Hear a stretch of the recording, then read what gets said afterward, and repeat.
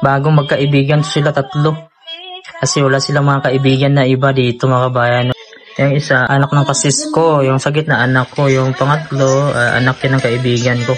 So, ibalik natin ito sa dagat. Yan. So, dyan tide ngayon dito.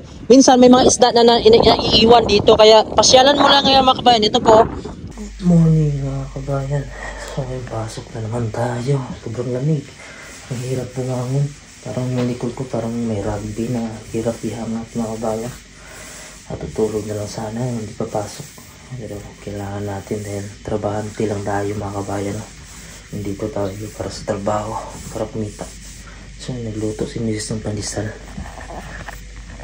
Ano ba? Ito yung pandesal ni Mrs. na niluto. Iba na naman yung kulay. Kulay lang nilagay mama? O may flavor? May flavor choco. Yun ang malambot din siya. Sarap. So may baon tayo. Yan, pang merienda mamaya. So, kape tayo mga kabayan bago papasok kasi walang gana kumain pagka umaga ng almusal. So, ito muna merienda tapos gatas. Tinimplahan ako ni Mrs. ng gatas. Yan. Ito yung pandesal mga kabayan. Napakalambot siya. Oh. Brown yung kulay, choco. Tapos mayroon tayong gatas. Yan. Busog na busog tayo nito. Yan. Kape tayo mga kabayan. Gatas pala.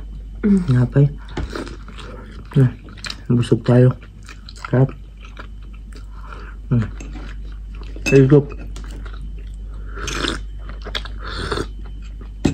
morning. Ayan, pupunta na kami ng kasama ko sa trabaho. Ayan, ito yung itsura ng alas 7 mga kabayan. Grabe. Yung alas 7 ng umaga parang alas 7 din ng gabi. Kaya dito sa Greenland kapag winter, normal lang dito kapag umaga, halos walang araw, maiksit na yung araw. Mamaya pa sisikat tong araw mga kabayan, hindi naman siya sisikat. Makikita mo lang mga alas 12, alas 11, ganyan. Makikita mo medyo may liwanag pero makulimlim. Yan. Tapos mabilis lumubog dito, mga alas 3, madilim na. Tapos yung sasakyan namin, ayun po, nabalutan na po ng mga yellow na hindi naman nag-snow. Dahil sa sobrang lamig, pag nag 0 degrees, ayan, kikis-kisin na naman namin to. Yan, ito araw-araw yung trabaho namin. Oh. Katanggal kami ng mga yellow. Wala namang snow, pero dahil sa sobrang lamig, magkikreate talaga siya ng ice, yellow sa salamin. Yan, napakahirap. Sabi na, pwede daw padikitan doon ng kon dito. Trapal o tela, didikit naman siguro yun or buhusan ng mainit. Pag buhusan mo ng init parang mabiyak ata to eh. Tapos walang garahe dito mga kabayan, no? Open lang mga kabayan. Yung nangyari, gumilid muna kami kasi siniserbatuan kami. Mabagal yung takbo ko dahil nag-ice na naman, no? Kalilinis lang namin, no? Oh. Kaya hindi ko makita yung daanan. Yan, bagal ng takbo ko. Nagalit yung sa likod ko. Kasi malinis man to kanina. Kaso yung tumakbo kami, yan, may naiwan na konti. Yan. Medyo kumapal na naman. Linisin natin ulit. Yan. Ito na yung salamin natin. Well, sa linis na natin. Yan, ganito dapat. Kasi pag may mga ganyan, ice itaas. Hindi natin makita. Nagkado. Sa madilim po. Jogging po. Sura dito sa trabahoan namin dyan po sa unahan. Medyo marami-raming bahay dyan, no? Ayan lang po yung itsura. Alas 7 ng umaga mga kabayan, no? Mamaya pa yung makikita. Medyo may kunting liwanag na. Mga alas 10 siguro ng umaga. Kasi napakadilim pa rin dito kahit alas 12 ng tanghali. Pero maganda yung daanan. Malinis. Walang snow. At hindi matraffic. Yan, isang sasakyan na sinusundan namin. Minsan wala pa. Mamaya pa yun magka-traffic mga kabayan, mga alas 8 sila 7 po ngayon. Yan po yung tsura. Ito na po yung dulo, yung end. Yan. Good morning. Nandito na kami sa tinatrabuhan namin mga kabayan. Sa likod natin. Yan. Dito pa rin kami. Kasi hindi pa namin natapos ito. Ito na po yung sinasabi kong isang area kung saan dito po tinitesting yung mga bato. Dito dinadala yung mga bato. Ayun. Meron kami susi dito, binigyan kami. magkakabit po kami dito ng fire alarm. Yan, napakalawak po dito at napakataas mga kabayan, no? Dahil dito dinadala yung mga bato ng mga sample sa mga minerals na nakukuha nila. Yan, kami pa lang nauna kasi wala pang tao, madilim pa. Dito kami sa Filipino restaurant. Dito kami kakain, kasama ko. Sarap kasi yung pagkain dito, lalo na pag pagod na pagod ka sa trabaho. Yan. So ito po ang area dito ni Kabayan. Ayan po yung mga menu, ipakita ko sa inyo yung menu ha. Yan. May Thai, Filipino, Japanese, Vietnam, Indian. Mga kababayan natin yan, nagtatrabaho. Yun, ito na po yung pagkain namin. So may rice tayo, tapos yan Bicol Express chicken na sa akin. Kasama ko sisig. Padami yung mga tao. Crocodile. Padami yung tao dito pag tanghali kasi mga kabayan dito yung talagang puntahan nila. Crocodile sisig. So meron tayong take out dito mga kabayan. Sobra kasi marami yung in-order namin. Ito po grab and go. Ito po yung restaurant dito ni Kabayan. Pangalawang branch nito. Yan po, grab and go. Malapit po sa airport. Airport po yan dyan, oh. Balik na naman kami ng kasama ko dun sa trabaho. Medyo malakas-lakas yung hangin at medyo malamig. Kailangan namin magtrabaho na naman. Yan. Pasok muna kami dito mga kabayan. Medyo maganda yung view dito. Mahangin-hangin ba? Tapos may iceberg zone na, ano? Yan. Dito kami sa gilid mga kabayan, oh. Tingnan nyo yung liko. Yellow na yan. Pwede napakan. Tapos ito po, dagat sa mga iceberg ko. Kaya dito muna kami kasi presko yung hangin ba, makalanghap ng kuwan, malinis. Ito yung bahay namin dati, pangalawang bahay namin ito, yung blue na yan. Hindi ko alam kung may nakatira pero may ilaw eh. Yan, dyan ako dati isang taon. Ito project namin dito. Nadoy.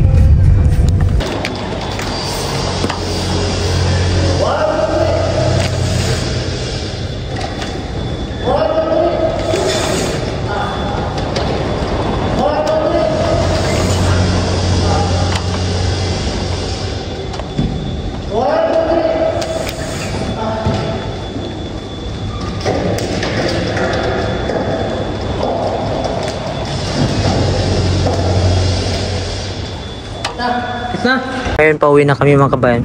Kung naririnig nyo, ayun po, parang nandito tayo sa river. Ano ba yan? Hangin po yan mga kabayan, no? May kasama po siyang kunting ulan. So dito sa Greenland, parang may bagyo din dito, pero kadalasan dito malakas yung hangin. At wala namang casualties dito dahil tingnan nyo naman yung bahay, matitiba yung pagkagawa nito. At saka hindi po bahain dito mga kabayan, no? Dahil itong mga area na binabahayan ay above sea level po ito, mataas po ito. So tingnan nyo, yan. Hangin na po, yan ang hangin. Kung wala po yung bundok na yan mga kabayan, napakalakas ng hangin dito. Kaya doon sa my city, mas malakas yung hangin. Kaya dito sa Greenland, mayroon din ditong bagyo. Pero zero casualties naman dito. Ayan po yung mga bato dyan. Yan, ganyan yung mga bato dito. May mga kalaro na si Axel mga kabayan, no? May dalawa na siyang barkada, babae at lalaki. Kasing edad niya lang. Kaya ito yung dahilan na naghanap ako ng bahay. Kasi pag mayroon siyang barkada, dito lang sa bahay. Gaya nito, wala kaming kwarto. Ito lang. Kaya dyan lang sila, oh, nakaganyan lang. Pinapakain namin sila ng gulay. Nagluto din si Mrs. ng hot cake. Nagluluto si Mrs. ng mga pagkain para sa kanila. Ano yan? Is ilagay sa gilid ng plato. Sydney, alam ni mama mo nandito ka? Oo, nag-check. Opo. Opo. Opo. The box is here. Amaya, let's eat. The box is here. Kalabasa. Na, come. Ay, mami. pulis! Wait na ako. Dali, dali. Ano? Yan, kumain na sila tatlo. Yan, ito sila mga bagong magkaibigan sila tatlo. Kasi wala silang mga kaibigan na iba dito mga kabayan, no? Kasi dito sa Greenland ay hindi naman karamihan Pilipino dito. Kaya pag lumaki ito mga kabayan, tapos mag-aral lang mabuti at magsikap, mapaganda yung buhay nila dito. Yung isa, anak yan ng kasis ko. Anak ng kasis ko. Yung sa gitna, anak ko. Yung pangatlo, anak yan ng kaibigan ko. Kaya minsan si Axel doon pumupunta sa kaibigan niya na babae. Minsan doon sa kaibigan niya na lalaki. Ayan. So, ito yung dahilan. Gusto kong bumili. Gusto kong mag-rent yung bahay na may kwarto at sala. Para yun, pag may kaibigan si Axel, pwede lang sila sa bahay. Gaya nito, mga kabayan, walang space. Kaya, yan. Makarenta kami ng bahay sunod. Pag ganito yung anak mo, mga kabayan, 4 to. Yan. 1, 2, 3, 4. Yan. Pag ganyan kayo, yung anak namin, 4, no? Kaya pa, ma? 4? Kaya! Tapos mag-aaway lang sa loob ng bahay. Yan, may kalaro na si Axel, 2. Mag-4 siya. 3 si Amaya. Ito lang talaga yung bahay namin, mga kabayan. Magandang hapon po sa inyo, mga kabayan. Opo, hapon pa lang dito. Pero napakadilim na. Ang oras natin ay alas 5:30 po ng hapon. Pero ganito po kadilim sa Greenland. Yung iba nagtataka sila, bakit daw mayroong dilim sa Greenland? Kasi madalas daw nila napapanood sa mga vlog ko, sa Greenland ay maliwanag at walang dilim. Ganito po kasi, yung Greenland po siya ay tinatamaan po siya ng Arctic Circle. Kung saan, mga kabayan, ang Greenland kakaiba siya dahil sa panahon po ng summer, may time po dito na hindi lumulubog yung araw. May time naman, mga kabayan, na walang kasi dito sa summer, may time dito na hindi lumulubog ang araw. Halos 24 hour po siya. Pero hindi po siya sa lahat ng summer. Kasi mga kabayan, may months kasi dito na kung saan June, July, ay dyan po madalas na hindi po lumulubog yung araw kahit po alas 12 ng ating gabi. Pagdating naman po ng winter dito, ay minsan wala din pong araw dito, may mga time po dito. Pero hindi naman sa lahat ng buwan, araw, na wala talaga siyang araw. Mayroong araw na makikita mo, mga kabayan, ay minsan 1 oras, 2 oras, minsan wala talagang araw at makulimlim siya. Ito naman ay mararanasan namin sa panahon po ng November, December at January po. Makulimlim po yung buong panahon. Kaya dito sa Greenland, kung gaano man kalakas yung liwanag dito at wala ding gabi dito sa panahon ng summer, kabaliktaran naman ito sa panahon ng winter. Dahil sa winter, minsan bihira lang din sumisikat yung araw. Kung ikaw ang papipiliin, mga kabayan, ano kaya yung gusto mo? Yung maliwanag sa buong panahon or yung madilim na walang liwanag? Comment ka daw sa baba, mga kabayan. So ngayon, pupunta po tayo sa video center. Bibili tayo ng screen protector, mga kabayan, no? Bibili tayo dahil nga yung cellphone ko, nag-live tayo kanina sa YouTube, nahulog siya tapos tumama siya doon sa may bakal.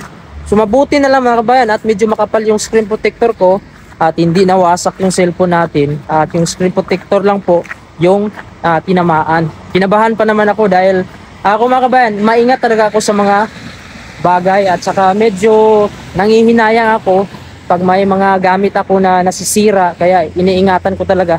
Itong cellphone ko, actually, 3 taon na po ito. Binili ko ito dati kasi gusto ko lang talaga mag-vlog na maganda yung reception, maganda yung kuha at klaro po. Kasi yung dati ko pong cellphone, mga kabayan, ay ordinary lang siya.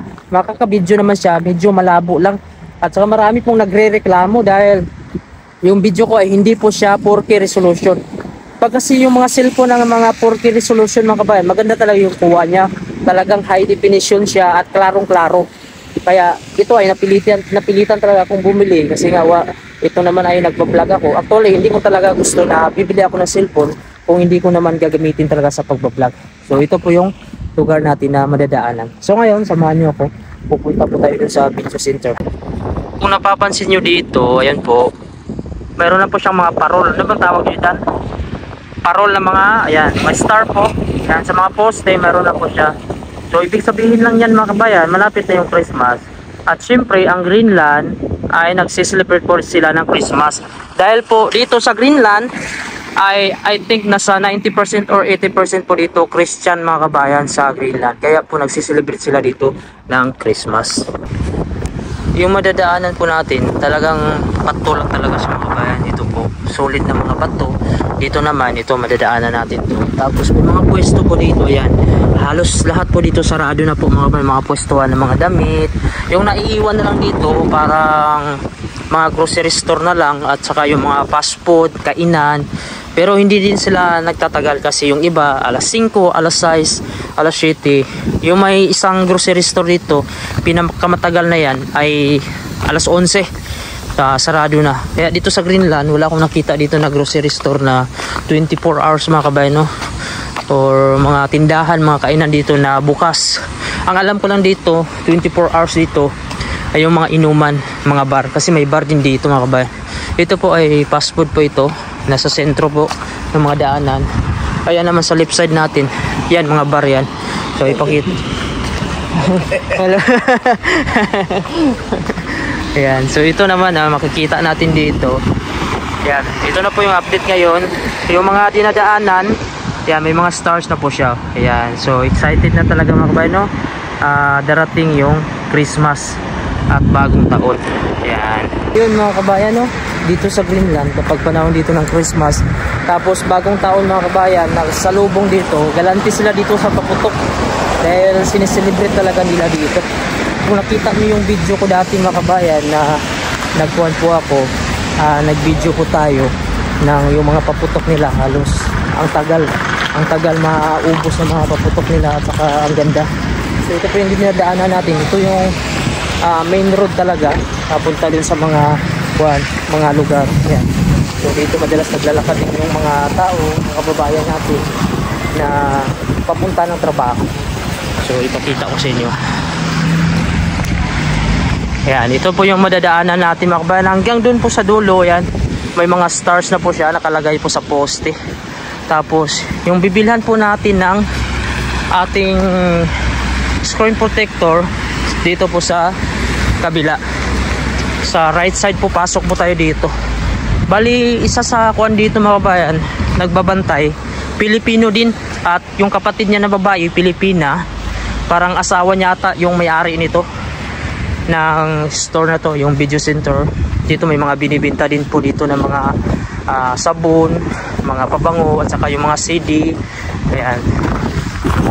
Ayan, ito po yung mga binibinta nila dito na mga casing, at saka may mga screen protector din sila dito. Ayan po. So ito po yung loob, mga bintahan po ng mga damit din. Ito po siya. Ayan, marami pong unit dito mga kabayan, no? Na mga iPhone lang to dito. Ayan po siya. Ayan, ito po yung view natin sa labas. Ayan. So ito po mga skin beauty product din to, ito mga kabayan, no? Ayan. So palabas na tayo at tara, iikot ko muna kayo dito kung ano meron dito sa Greenland kapag madilim. So dito tayo pasok sa may mga kanto na ito mga kabayan. Sundan nyo lang ako mga kabayan para mayroon kayong idea kung ano nga ba yung itsura ng Greenland. Kung gusto nyo talaga makita mga kabayan na medyo maliwanag, siguro i-adjust ko siguro yung night mode itong cellphone ko. Ito kasi ito ang natural, oh. Wala po itong night mode. Ito yung makikita mo sa actual. Pero i-night mode natin para makita nyo. Ayan. Ayan, ito po yung my night mode mga kabayan, no? So, dito sa city tayo. Kaya makita po tayo dito ng may mga pwesto ng mga restaurant. Ayan po, mga restaurant dyan, cafe. Tapos ito din po ay hindi po restaurant. Bintahan na po yun ng mga damit. Tapos, ito na po yung city mga kabayan. Ayan, mga dadaanan na, may mga parol na siya, oh. Ayan. So, medyo maliwanag, oh. Kita na natin kasi naka night mode. Ayan. So, punta tayo sa kabila. Dito na lang tayo mga kabayan. Punta po tayo dun sa may mismong pinaka city talaga. Yan. So ito na po yung itsura ng mga kon dito, mga Christmas decoration nila po sa itaas, parol mga kabayan, no? Pero yung mga bahay, yung iba yan, may mga Christmas light na din yung iba. Pero dun sa mga bahay mga kabayan, hindi pa lahat kasi sabay-sabay kasi yan. Pero mayroong iba, yung sa mga pwesto lang meron na. Ayan. So sa kuan dito sa Greenland mga kabayan, no, mayroon silang araw dito at saka buwan. Nasabay-sabay nilang pailawin yung Christmas light, lalo na yun sa mga bahay. Ayan, so bali ikon ko lang yung camera ko, ipatalikod ko lang para mas makita nyo po dito yung view. Ayan, ito yung pinaka main road nila dito. Tapos yan, church po yan mga kabayan, no? Yan po ang Catholic Church nata, yan yung white. Yung pula naman, yun yung Protestante. Tapos, ayan, mga bar na yan dito mga kabayan. Mga inuman. Tapos, cafe, restaurant. Ito po yung Cafe Esmeralda. Marami tayong kababayan dyan nagtatrabaho, mga Pilipino. Tapos, ito po yung Tusas. Isa sa mga kwanto pwesto kung gusto mo pong mag-order online. Dito po nila dinideliver. Parang LBC ko sa atin. Ayan po. Tapos mayroon din bangko dyan mga kabayan. So ito po yung gilid natin na dadaanan natin. Sa loob nila mga kabayan, mayroon kumakain dyan. Siyempre nagiinom. May mga party. So ito na po yung papunta sa may mga hotel. Ito yung itsura natin dito. Ayan. So sabayan naman para makita dito kung ano nga ba yung itsura ng rain. Last year mga pagka ganito na mga month na, punong-puno na po dito ng snow. Pero ngayon, bakit, hindi ko alam bakit wala na po mga snow. Siguro climate change. Ayan po, meron na po siyang mga stars po. Ayan. Ito po yung grocery store dito na open pa hanggang alas 9. Tapos, ito po yung madadaanan natin. No? Walang katao-tao dito mga kabayan. No? Ayan, walang gagalaw sa'yo dito kasi wala namang tao. Napakatahimik yung daanan natin. Ayan, pauwi tayo papunta ng bahay mga kabayan. Ito naman ay bintahan to ng mga damit. Ayan po, may mga Christmas design na po sila. Ayan, mga damit po yan sa loob. Tapos katabi niya po bangko. Tapos ito naman yung lumang building. Diyan ata nagbibenta ng mga traditional na mga damit. Gaya sa mga, yung gawa sa mga beer, seal. So ito, service ng matanda dito. Pagka matanda ka dito, meron silang mga service ngayong automatic lang. Kaso open mo siya. So ito po, dyan sa madadaanan natin, isa sa mga inuman dyan bar. Ito na po yung bangko. Ayan. Tapos dito, papunta po yan dun sa may police station. Dyan po banda. Isa sa mga project ko na ginawa mga kabayan, ito po yung hotel na yan, Hotel Aurora. Nagtrabaho po tayo dati dyan at isa po tayo sa dyan na sa napabilang na nagtrabaho. Kasama ko pa yung isang kababayan nating Pilipino. Ito naman ay Sunset Boulevard, kung sa atin pa ay parang McDonald's siya dahil may mga fast food, burger, french fries. Yan po, ang nagtatrabaho dyan ay halos Pilipino. Dito naman sa Greenland mga kabayan, kahit saan po dito ay majority po yung nagtatrabaho, mga Pilipino po ang pinakamarami dito. Construction man, restaurant, hotel, kahit saan po. Kasi tayo mga Pilipino, nakilala kasi tayo dito na masipag, hindi din nagre-reklamo at hindi din absent. Yan, pauwi na tayo po ng bahay. Dito sa Greenland mga kabayan, nakakatama talaga dito lumabas, lalo na kapag malamig yung panahon. Hindi ka kasi dito pwedeng lumabas na wala kang suot na mga jacket, gloves, tapos lalabas ka mga kabayan. Hindi pwede dahil hindi mo kayanin yung lamig, lalo na pag malakas yung hangin dito. Maswerte nga ngayon mga kabayan kasi wala pong snow. Sa totoo lang, mas gusto ko talaga yung summer. Dati nung bago pala ako dito sa Greenland, sabik na sabik talaga ako pag may snow. Pero kung yung kataganan ng mga kabayan, magsawa ka na din kasi sa snow. Kung sa mga bata, gustong gusto nila yan. Pero tayo kapag nagtatrabaho, lalo na ako sa construction, ay nakakakuan yung snow, nakakatamad. Pag gising ko sa umaga, grabe yung sasakyan mga kabayan, punong-puno yan ng snow. Tapos okay lang yung snow na malambot. Kapag tumigas yan mga kabayan sa salamin, ay hirap na, kiskisin mo muna. Tapos pagpasok mo, mag-moist pa yan. Halos hindi mo po makita yung daanan. So ito po, napakatahimik dito. Yan. Tingnan nyo naman, no. Yan. Napakadilim, no. Mag-alas 6 na po dito. Kasi alas 5 tayo umalis kanina. Alas 5:30 tayo umalis kanina. So mag-alas 6 na. So saglit lang kasi ako doon. Bumili lang po ako ng screen protector. Taglakad po tayo. So yun na po yung bahay namin. Yan. Tapos dito po sa harap natin, eskwelahan po yan. Ayan. So nandito na po tayo sa bahay mga kabayan, no? Medyo malakas na yung hangin at malamig-lamig na. Ipakita ko sa inyo dito. Ayan. Alas 6 na po dito ng gabi. Yan, ganun pa rin ka dilim kanina pag alis natin alas 5. Oh, so ayan po yung city. Ayan po yung pinuntahan natin kanina. Ayan po yung mataas na building na yan, yung Greenland Bank. Ito naman yung hotel na ginawa namin. Ayan.